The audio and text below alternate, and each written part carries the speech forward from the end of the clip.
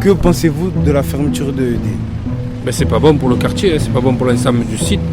Parce que si le ED ferme, c'est bien par rapport à certains jeunes du quartier.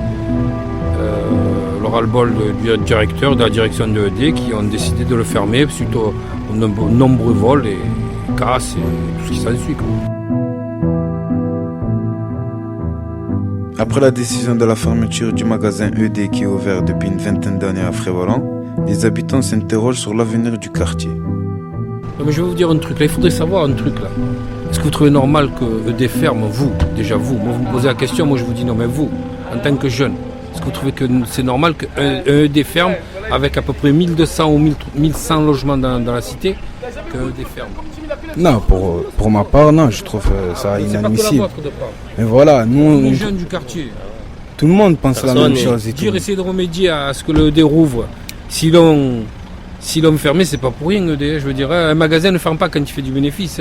Un magasin ferme quand il perd de l'argent. Et surtout quand à chaque fois ses clients et ses ouvriers risquent d'être blessés. Je sais pas. Ouais, pour nous, c'est regrettable tout ça. Parce qu'on sait que c'est nos parents, c'est nos mères qui... Parce que si c'était regrettable, vous savez, comme vous venez aujourd'hui moi me poser des questions, vous pouvez avoir aussi un aperçu sur les gens et discuter avec des jeunes qui faisaient ces conneries-là. Quand tu vois les jeunes de 5 ans qui sont en bas à ED en train de voler, écoute-moi, à 5 ans, c'est pas pour voler des bonbons. Les bonbons, tu as la mère qui veut filer des bonbons. Tu vois ce que je te dis? C'est le plaisir de voler. À l'époque, tu volais pour manger. Tu as besoin de manger, tu vas voler pour manger. Là, c'est le plaisir de voler. À l'époque, tu avais le grand frère, il venait, tu avais volé, il prenait par le cul, il ramenait là-bas, il se prenait la rousse devant tout le monde, il disait au père, il disait à tout le monde, et tout le monde se prenait la rousse. Là, maintenant, c'est le plaisir de voler. Tu vas parler à un jeune de 5 ans, qu'est-ce qu'il en a à foutre? Il le voit à la télévision, il voit la violence à la télévision. Qu'est-ce qu'il reproduit? Il reproduit dans la vie de tous les jours, il reproduit la même connerie que tout le monde fait. Là, maintenant, c'est à vous, les grands, qu'il faut que toi, tu parles à ton frère, qu'il faut que tu parles ou alors que les parents, tu vois, que tous les parents se réunissent, que ils prennent les minots et disent voilà, écoute-moi, moi je peux te donner à manger.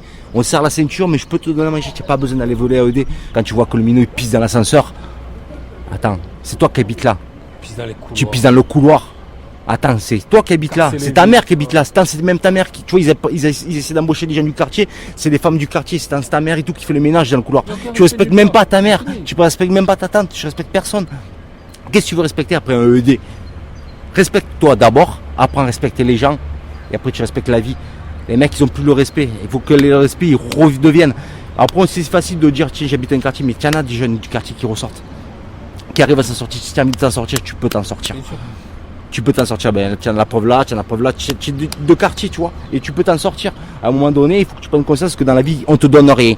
Il faut que ça soit toi qui ailles vers de l'avant pour essayer de dire que je suis quelqu'un. Là le problème c'est que les minots de maintenant, ils ont le truc de dire mais j'ai la facilité, je casse, je pisse, je respecte des gars, on me respecte pas, je respecte pas.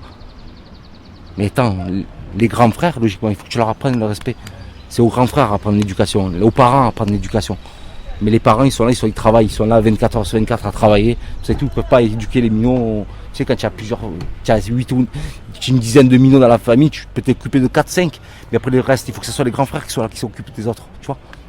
Le problème, c'est qu'il n'y a plus ça. Il n'y a plus ça. Avant, ça y était. Maintenant, ça y est plus ça. Quand tu vois les minots de 5 ans qui crachent par terre, qui va pisser, qu'est-ce que tu veux faire? Et après, c'est tout ça. C'est tout ce bordel qu'il faut que dès d'un coup, ça ferme, quoi.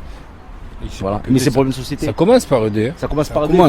Puis ça va finir par le tabac là-bas, le mec du tabac. Tu crois pas le mec du tabac de Frévolant, combien de fois il s'est fait braquer?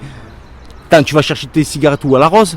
Il va ouvrir. Attends, tu as un Frévolant là. Il va ouvrir à 10h le matin et il va fermer à 4h de l'après-midi. Parce qu'il y aura du monde. Et le marché, un jour ou l'autre, c'est pareil, le marché qui est en bas. Tu vois, ils essaient de faire un truc pour que les gens. Le marché, un jour ou l'autre, il va partir aussi le marché. Si tu as des jeunes qui viennent voler, tout ça et tout, le mec attend. Le mec, c'est son gagne-pain, quoi. Si tu voles la paire de chaussettes, tu voles son truc, là, le mec, il ne veut plus venir. Et c'est comme ça qu'un quartier, il meurt. Et tu en as plein de quartiers qui meurent. Oui, à cause de ça. À cause de jeunes qui réfléchissent pas et qui pensent qu'à leur cul, à se faire du pognon comme ça facile ou alors voler. Le problème, ça commence déjà à l'école. Tu as l'éducation à l'école. À l'époque, tu avais un professeur, quand nous on était à l'école, tu parlais mal au professeur, tu te levais de table et tout, tu te prenais un coup de règle ou tu te prenais une torgnole. Là, maintenant, le professeur, s'il frappe, eh ben, c'est mal. Il se fait frapper lui. La mère elle vient, le père il vient, il le fracasse, le grand frère il vient, il le fracasse, le mec qui a perdu son boulot et en plus il va en prison parce qu'il a frappé un minot. Qu'est-ce que tu veux faire? Et après c'est tout ça, c'est tout ce bordel qu'il faut que dès d'un coup ça ferme quoi. Merci de Merci nous d'avoir avoir posé consacré un votre peu de votre temps. Passez une bonne journée. Merci, au C'était revoir. avec Dailymotion. Cet habitant nous laisse penser que la population est responsable de la fermeture de ED. Mais on pourrait se demander s'il n'y aurait pas un autre responsable commun, l'État par exemple. C'était Ibrahim, Omar et Isaac pour Dailymotion Radio.